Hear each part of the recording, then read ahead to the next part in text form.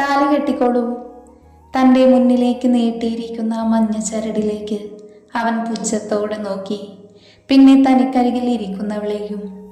അവൻ ആ താലി വാങ്ങി കണ്ണുകളടച്ച് കൈകൾ കൂപ്പി തൻ്റെ താലി സ്വീകരിക്കാനായിരിക്കുന്ന അവളെ അവൻ ഒരു വേള നോക്കി നിന്നു. പെട്ടെന്ന് തന്നെ മുഖം വെട്ടിച്ചവൻ താലി കെട്ടി. ചുറ്റും നിന്നവരുടെ കയ്യടിയും കൂകിവിളിയും അവനെ അരോചകപ്പെടുത്തി. പൂജാരി പറഞ്ഞത് പ്രകാരം ചടങ്ങുകൾ ഒരു യന്ത്രം പോലെ ചെയ്യുമ്പോഴും അറിയാതെ പോലും അവൻ്റെ കണ്ണുകൾ അവളെ തേടിപ്പോയില്ല.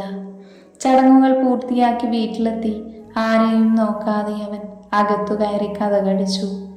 കട്ടിലിൽ ചെന്നിരുന്ന് തലയ്ക്ക് കൈയും കൊടുത്ത് കുനിഞ്ഞിരുന്ന അവൻ്റെ കണ്ണുകൾ അറിയാതെ നിറഞ്ഞിരുന്നു. മോളെ, ഈ ഡ്രസ്സൊക്കെ അഴിച്ചൊന്ന് വെച്ച് ഫ്രഷായി വന്നോളൂ. ഇനിയിപ്പോൾ ആരും വരാനില്ല. സൗമ്യതയോടെയുള്ള അമ്മയുടെ സംസാരത്തിൽ അവൾ തല ഉയർത്തി നോക്കി. ശേഷം ഒന്ന് പുഞ്ചിരിച്ചുകൊണ്ട് തലയാട്ടി. ഫ്രഷായി വന്ന് കണ്ണാടിയുടെ മുന്നിൽ തൻ്റെ പ്രതിബിംബത്തിലേക്ക് അവൾ ഉറ്റുനോക്കി. തൻ്റെ മാറോട് ചേർന്നു നിൽക്കുന്ന താലി വിറയ്ക്കുന്ന കൈകളോടെ അവളൊന്ന് തലോടി. സ്വന്തമാക്കുവാൻ ആഗ്രഹിച്ചിരുന്നു, എന്നാൽ ഇപ്പോൾ അർഹിക്കാത്ത എന്തോ നേടിയെടുത്ത പോലെ. ഒന്ന് പൊട്ടിക്കരയാൻ തോന്നി അവൾക്ക്. അവൻ തന്നെ ഒന്ന് നോക്കിയിരുന്നുവെങ്കിൽ എന്ന് നെഞ്ചോട് ചേർത്തിരുന്നുവെങ്കിൽ. അറിയാതെ ആഗ്രഹിച്ചു പോകുന്നു. കണ്ണുകളടച്ച് മൗനമായി തേങ്ങി അവൾ. രാത്രിയാകുന്തോറും ഭയം അവളെ വേട്ടയാടിക്കൊണ്ടിരുന്നു. കയ്യിലൊരു പാൽ ഗ്ലാസുമായി റൂമിൻ്റെ വാതിൽ തുറക്കുമ്പോൾ അവളുടെ കൈകൾ വല്ലാതെ വിറച്ചിരുന്നു. ഫ്രഷായി വന്ന അലമാരയിൽ നിന്നും ബനിയനെടുത്ത് ഇടാനായി നോക്കുമ്പോഴാണ് തന്നെ ഇമച്ചിമാതെ നോക്കുന്നവളെ അവൻ കാണുന്നത്. അവളെ ഒന്ന് രൂക്ഷമായി നോക്കിക്കൊണ്ടവൻ ബനിയനിട്ട് കട്ടിലിൽ ചെന്നിരുന്നു. കട്ടിലിൽ നിന്നും ഒരു തലയണ നിലത്തേക്ക് ഇട്ടുകൊണ്ടവൻ അവളുടെ നേരെ തിരിഞ്ഞു. താലിയുടെ പേരിൽ അധികാരം കാണിക്കാൻ നിൽക്കണ്ട. ഈ സിദ്ധാർത്ഥ ആരാണെന്ന് നീ അറിയും. രൂക്ഷമായി പറഞ്ഞുകൊണ്ടവൻ അവളെ നോക്കാതെ ബെഡിലേക്ക് കിടന്നു. കയ്യിലുള്ള പാൽ ടേബിളിൽ വെച്ച് തലയിണയും അലമാരയിൽ നിന്നൊരു വിരിയും എടുത്തവൾ നിലത്ത് വിരിച്ചു. അല്പസമയത്തിനുള്ളിൽ ലൈറ്റ് അണഞ്ഞിരുന്നു. കണ്ണുകൾ ഇറുക്കെ അടച്ചു താലിയിൽ മുറുക്കെ പിടിച്ചു അവളൊന്ന് കിടന്നു. കണ്ണിൽ നിന്നും കണ്ണുനീർ ഒലിച്ചിറങ്ങി. ഇനിയുള്ള തൻ്റെ ജീവിതം ഇരുട്ട് തന്നെയായിരിക്കുമെന്ന ചിന്തയിൽ അവൾ എപ്പോഴോ നിദ്രദേവിയെ പുൽകിയിരുന്നു. അവളുടെ മനസ്സ് വല്ലാതെ വേദനിച്ചു. നേരം പുലരുന്നതേയുള്ളൂ. അവൾ ഞെട്ടിപ്പിടഞ്ഞെഴുന്നേറ്റു. കട്ടിലിൽ നോക്കിയപ്പോൾ അവിടെ ശൂന്യമായിരുന്നു. പെട്ടെന്ന് ഫ്രഷായ ഒരു സാരിയും ചുറ്റി അവൾ കിച്ചണിലേക്ക് നടന്നു. ആ, മോളെ എഴുന്നേറ്റു. ഇത്തിരി നേരം കൂടി കിടക്കായിരുന്നില്ലേ? നല്ല ക്ഷീണം കാണുമല്ലോ. അവളുടെ തലയിൽ പതിയെ തലോടിക്കൊണ്ടവർ ചോദിച്ചു. അവളുടെ കണ്ണുകൾ നിറഞ്ഞു. ആദ്യമായി ഒരമ്മയുടെ സ്നേഹം. അവൾ അവരെ കെട്ടിപ്പിടിച്ചു. പെട്ടെന്നുള്ള അവളുടെ പ്രവൃത്തിയിൽ അവർ ഒന്ന് ഞെട്ടി. പിന്നെ പതുക്കെ അവളുടെ തലയിൽ തലോടി. അവൾ ഞെട്ടിപ്പിടഞ്ഞ് മാറി നിന്ന് കണ്ണു തുടച്ചു. ഞാൻ അറിയാതെ അമ്മ. അവൾ വാക്കുകൾക്ക് വേണ്ടി പരതി. നീ എൻ്റെ മോള് തന്നെയാ. അമ്മയെ കെട്ടിപ്പിടിച്ചതിനെന്തിനെങ്ങനെ പേടിക്കുന്നേ? അവർ അവളുടെ കവിളിൽ തലോടി അലിവോടെ പറഞ്ഞു. സന്തോഷത്തോടെ ആ അമ്മയുടെ മാറിലൊട്ടി ചേരുമ്പോൾ അറിയുകയായിരുന്നു അവൾ ഒരമ്മയുടെ മാതൃത്വം ആദ്യമായി. കണ്ണുകൾ തുടച്ചുകൊണ്ട് തിരിഞ്ഞതും തന്നെ ഇമച്ചിമാതെ നോക്കി നിൽക്കുന്ന സിദ്ധുവിനെ കണ്ട് അവൾ തറഞ്ഞു നിന്നു. ഒരു വേള അവരുടെ കണ്ണുകൾ തമ്മിലിടഞ്ഞു. ചുറ്റുമുള്ളതെല്ലാം മറന്നുകൊണ്ടവർ പരസ്പരം നോക്കി നിന്നു. പെട്ടെന്നെന്തോ ഓർമ്മയിൽ അവൻ തിരിഞ്ഞു നടന്നു. പടികൾ അതിവേഗം ഓടിക്കയറി. റൂമിലെത്തിയിട്ടും അവളുടെ കണ്ണുകൾ തന്നിൽ തീർത്ത മായാജാലം വിട്ടുപോയില്ല എന്ന് അവന് തോന്നിയിരുന്നു. ഇല്ല, എല്ലാ പെണ്ണുങ്ങളും ഒരുപോലെയാ. നീയും അങ്ങനെ തന്നെയാ. ഏതോ ഓർമ്മയിൽ അവൻ ദേഷ്യത്തിൽ പുലമ്പിക്കൊണ്ടവൻ തലയിൽ കൈ കൊടുത്തിരുന്നു. മോളെ, ദാ ഈ ചായ സിദ്ധുവിനെ കൊണ്ടുകൊടുക്ക്. അമ്മ ചായ അവൾക്ക് നേരെ നീട്ടി. അവൾ ദയനീയമായി ചായയിലേക്കും അമ്മയുടെ മുഖത്തേക്ക് മാറി മാറി നോക്കി. അവളുടെ അവസ്ഥ മനസ്സിലാക്കിയ പോലെ അവർ അവളുടെ തലയിൽ തലോടി പറഞ്ഞു. എല്ലാം മാറും മോളെ. നിന്നെ അംഗീകരിക്കാൻ അവന് കുറച്ച് സമയം കൊടുക്ക്. എല്ലാം ശരിയാകും. എന്തുകൊണ്ടോ അമ്മയുടെ വാക്കുകൾ അവൾക്ക് ഊർജം പകർന്നു. താലിയിൽ മുറുകെ പിടിച്ചവൾ ചായയുമായി റൂമിലേക്ക് നടന്നു. പാവം കുട്ടിയല്ലേ സുഭദ്രാമേ? അവൾ പോകുന്നത് നോക്കി നിൽക്കുന്ന സുഭദ്രയോട് പാത്രങ്ങൾ അടുക്കി വെച്ചുകൊണ്ട് ജാനു പറഞ്ഞു, ഈശ്വര, എൻ്റെ കുട്ടികളെ കാത്തോളണേ. അവർ മുന്നിലുള്ള കൃഷ്ണ വിഗ്രഹത്തിൽ നോക്കി കൈകൾ കൂപ്പി പറഞ്ഞു. ചായയുമായി ഡോറ് തുറന്ന് അകത്തു കയറി അവൾ കാണുന്നത് കുളിച്ചൊരു ടവലും ചുറ്റി കൈകൾ കൊണ്ട് മുടി ഉണക്കുന്ന സിദ്ധുവിനെയാണ്. ഒരു നിമിഷം അവൾ അവനെ തന്നെ നോക്കി നിന്നു. വെളുത്ത് ഉറച്ച ശരീരത്തിലൂടെ വെള്ളത്തുള്ളികൾ ഒലിച്ചിറങ്ങുന്നത് ഒരു കൗതുകത്തോടെ അവൾ നോക്കി നിന്നുപോയി. കണ്ണാടിയിൽ കൂടെ അവളെ കണ്ടവൻ ദേഷ്യത്തോടെ തിരിഞ്ഞു നിന്നു. എന്താണ്, ഭർത്താവിന് ഭാര്യ ചായയുമായി വന്നതാണോ? അവൻ അവളുടെ അടുത്തേക്ക് നടന്നു.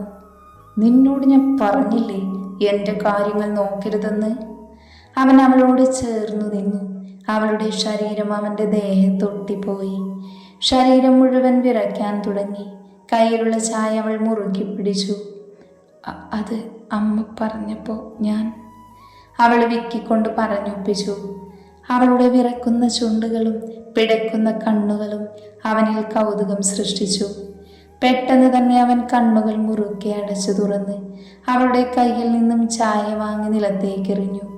അവൾ ഞെട്ടിക്കൊണ്ട് രണ്ടടി പിന്നോട്ട് വെച്ചു. അവളെ നോക്കി പുച്ഛിച്ചുകൊണ്ട് അവൻ ഡ്രസ്സുമായി ബാത്റൂമിൽ കയറി വാതിലടച്ചു. അവൻ പോകുന്നത് നോക്കി നിന്നവളുടെ കണ്ണുകൾ നിറഞ്ഞൊഴുകി. എന്താ ദൈവമേ, ഒന്നും മനസ്സിലാകുന്നില്ല. ആ കണ്ണുകളിൽ കാണുന്നുണ്ട് തന്നോടുള്ള പ്രണയം. എന്നാൽ അത് പ്രകടിപ്പിക്കാതെ എന്തുകൊണ്ടാണ് തന്നോട് ഇങ്ങനെ? ഈശ്വര, ഇനിയും നീ എന്നെ വേദനിപ്പിക്കല്ലേ. എനിക്കിതുവരെ വേദന മാത്രമേ നീ തന്നിട്ടുള്ളൂ. പാറു, മോളെ, ചായ എടുത്ത് വെച്ചോളൂ, അവനിപ്പോൾ വരും. പെട്ടെന്നാണ് ഹാളിൽ നിന്ന് അമ്മയുടെ വിളിയിൽ. അവൾ ധൃതിയിൽ പാത്രങ്ങൾ എടുത്തു. ജാൻമേ, ആ കറി എടുത്തോളൂ കേട്ടോ, അവൾ സൗമ്യമായി പറഞ്ഞു. അവൾ അവളെ അത്ഭുതത്തോടെ നോക്കി. അനക്കമൊന്നും കേൾക്കാഞ്ഞവൾ തിരിഞ്ഞു നോക്കി. തന്നെ നോക്കി നിൽക്കുന്ന ജാൻമയുടെ അടുത്തേക്ക് നടന്നു. എന്തു പറ്റി അമ്മേ, എന്തെങ്ങനെ നോക്കുന്നേ? അവർ ഞെട്ടിത്തിരിഞ്ഞ് കണ്ണുകൾ തുടച്ചു. ഒന്നുമില്ല മോളെ, അവർ അവളുടെ കവിളിൽ തലോടി. പിന്നെ ഒന്നുമില്ലാഞ്ഞിട്ടാണോ കണ്ണു നിറഞ്ഞത്? അവളുടെ കുറുമ്പ് നിറഞ്ഞ സംസാരം അവർ ഒത്തിരി ആസ്വദിച്ചു. സന്തോഷം കൊണ്ടാ കുട്ടിയെ. അവർ അവളുടെ തലയിൽ തലോടി. അയ്യോ, വേഗം എടുത്തു ജാനുമേ, അവിടെ കാത്തിരിക്കുന്നുണ്ടാവും. അവൾ ധൃതിയിൽ നടന്നു. ഭക്ഷണം എടുത്തു വെച്ച് തിരിയുമ്പോൾ കണ്ടു ഷർട്ടിൻ്റെ സ്ലീവ് മടക്കി വരുന്ന സിദ്ധുവിനെ. ഒരു ബ്ലൂ കളർ ഷർട്ടും ബ്ലാക്ക് പാൻറ്റുമായിരുന്നു അവൻ്റെ വേഷം. തന്നെ നോക്കി നിൽക്കുന്ന അവളെ മൈൻഡ് ചെയ്യാതെ കൈ കഴുകി അവൻ്റെ ടേബിളിലിരുന്നു. സുഭദ്ര അവന് ഭക്ഷണം വിളമ്പി അവൻ്റെ അടുത്തിരുന്നു. മോള് വാ, ഇവിടെ ഇരുന്നേ. സുഭദ്ര പറയുന്നത് കേട്ട് അവൻ തല ഉയർത്തി അവളെ നോക്കി. പെട്ടെന്ന് അവൾ തല താഴ്ത്തിക്കൊണ്ട് പറഞ്ഞു, വേണ്ടമ്മേ, ഞാൻ പിന്നെ കഴിച്ചോളാം. തൻ്റെ നേരെ നീളുന്ന അവളുടെ നോട്ടം പാടെ അവഗണിച്ചുകൊണ്ട് അവൻ കഴിപ്പ് തുടർന്നു. രണ്ടുപേരെയും നോക്കി സുഭദ്ര നെടുവേർപ്പെട്ടു. സുഭദ്ര പോയി. നീട്ടിയുള്ള വിളിയിൽ അവർക്കത് ആരാണെന്ന് മനസ്സിലാക്കാൻ അധിക സമയം വേണ്ടി വന്നില്ല. ഒരു വലിയ ബാഗുമായി കയറി വരുന്നവനെ കണ്ട് തിരിഞ്ഞ് നടക്കാൻ പോയി അവരെ അവൻ പിന്നിലൂടെ കെട്ടിപ്പിടിച്ചു. എൻ്റെ സുഭദ്ര കൊച്ചേ, ഇങ്ങനെ പിണങ്ങാതെ, അയ്യേ മോശം. മൂക്കിൽ വിരൽ വെച്ച് അവൻ്റെ വർത്തമാനത്തിൽ അവർ പൊട്ടിവന്ന ചിരി അടക്കി പിടിച്ച് ദേഷ്യം നടിച്ചു. സ്വന്തം ചേട്ടൻ്റെ കല്യാണത്തിന് വരാത്ത നിന്നോട് ഞാൻ ഇനി എന്താ പറയണ്ടേ? അവർ അവന് നേരെ തിരിഞ്ഞു. ഒന്ന് ക്ഷമിക്കമ്മേ, ഞാനിപ്പോൾ എത്തിയില്ലേ. എൻ്റെ ഏട്ടത്തിനെ കാണാൻ ഓടി വന്നതാ. എവിടെ എൻ്റെ ഏട്ടത്തി? അവൻ ചിരിച്ചുകൊണ്ട് പാറുവിൻ്റെ അടുത്തേക്ക് നടന്നു. ഹലോ, ഞാൻ അർജുൻ. അജു എന്ന് വിളിക്കും. ഇവിടുത്തെ ഇളയ സന്താനം. ഇന്നലെ ലാൻഡാവാൻ പറ്റിയില്ല, കുറച്ച് ദൂരെയായി പോയി. അവൻ പുഞ്ചിരിയോട് അവൾക്ക് നേരെ കൈ നീട്ടി. അവൻ്റെ സംസാരവും പെരുമാറ്റവും അവൾക്ക് അവനോട് വല്ലാത്ത വാത്സല്യം തോന്നി. അവൾ അവനും തിരിച്ച് കൈകൊടുത്തു. പാർവതി, ഇളം പുഞ്ചിരിയോട് അവൾ പറഞ്ഞു. ഐഷ്, അടിപൊളി. സിദ്ധാർത്ഥ് പാർവതി, നല്ല മാച്ച് അല്ലേ അമ്മേ? അത് കേട്ടതും കഴിച്ചുകൊണ്ടിരുന്ന സിദ്ധു അവന് നേരെ കണ്ണുരുട്ടി എഴുന്നേറ്റ് പോയി. പാറു അത് കണ്ടൊരു മങ്ങിയ ചിരി ചിരിച്ച് അടുക്കളയിലേക്ക് നീങ്ങി.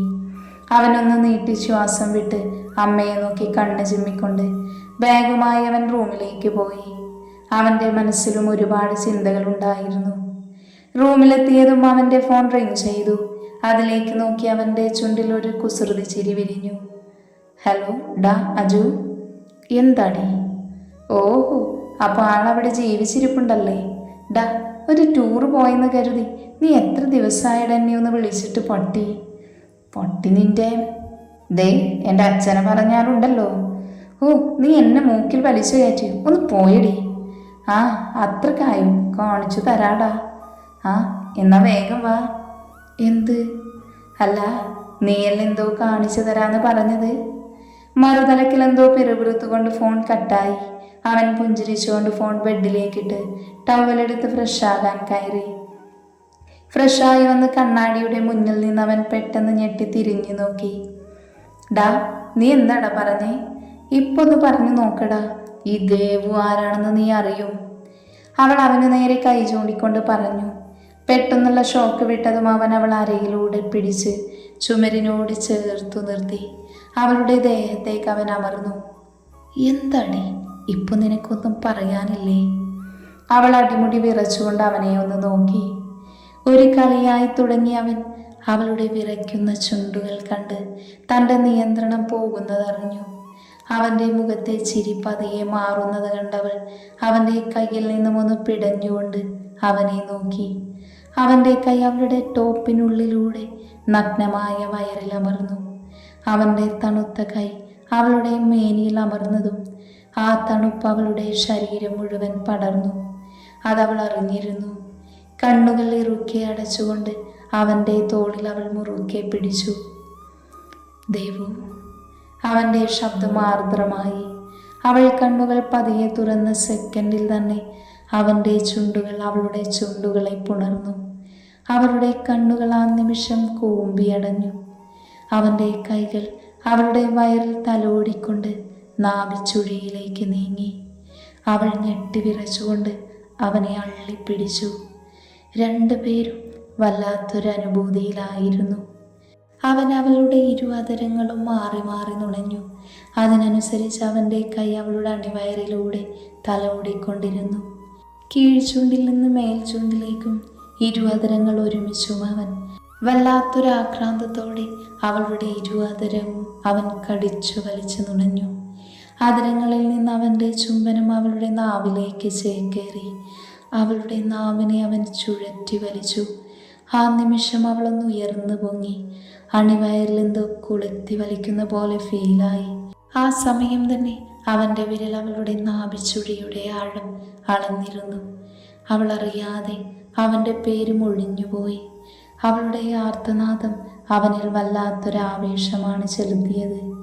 അതേ ആവേശത്തോടെ തന്നെ അവൻ അവളുടെ അതരങ്ങൾ വീണ്ടും നുണഞ്ഞെടുത്തു. ആ നിമിഷം തന്നെ ദേവു അവൻ്റെ അതരവ് നുണഞ്ഞു. അതവനിൽ വല്ലാത്തൊരനുഭൂതിയായിരുന്നു. ആദ്യമായാണ് അവൻ്റെ അതരങ്ങൾ അവൾ നുണയുന്നത്. അതിലുള്ള മാസ്മരികതയിൽ അവൻ ലയിച്ചു നിന്നുപോയി. ഒരുപാട് നേരത്തെ ചുംബനത്തിനു ശേഷം അവർ കിതച്ചുകൊണ്ട് പിന്മാറി. അവൾ അവൻ്റെ നെഞ്ചിലേക്ക് ചാഞ്ഞു നിന്നു. ദേവു, ഡി. അവളൊന്ന് മൂളി. അതിനെ അവൾക്ക് കഴിഞ്ഞുള്ളൂ. അയ്യേ, ഇതിനൊക്കെ നീ ഇങ്ങനെ ക്ഷീണിച്ചാലേ ഞാൻ നല്ലോണം കഷ്ടപ്പെടേണ്ടി വരുമല്ലോ മോളെ. അവൻ കളിയാലെ പറഞ്ഞുകൊണ്ട് അവളുടെ മുഖമുയർത്തി. അവൾക്ക് ചിരി വരുന്നുണ്ടായിരുന്നു. അവൻ്റെ കൈകളൊന്ന് അയഞ്ഞതും അവൾ അവനെ തള്ളി മാറ്റിക്കൊണ്ട് ഡോറിൻ്റെ അടുത്തേക്ക് ഓടി. ഒന്ന് തിരിഞ്ഞു നോക്കി അവൾ കാണുന്നത് തന്നെ നോക്കി കള്ളച്ചിരിയും ചിരിച്ച് മാറിൽ കൈകൾ പിണച്ചു കെട്ടിയിരിക്കുന്ന അജുനെയാണ്. നീ പോടാ പൊട്ടി. നാവ് നീട്ടി ഓടുന്ന അവളെ കണ്ടവൻ ചിരിച്ചുകൊണ്ട് താടിയൊഴിഞ്ഞു.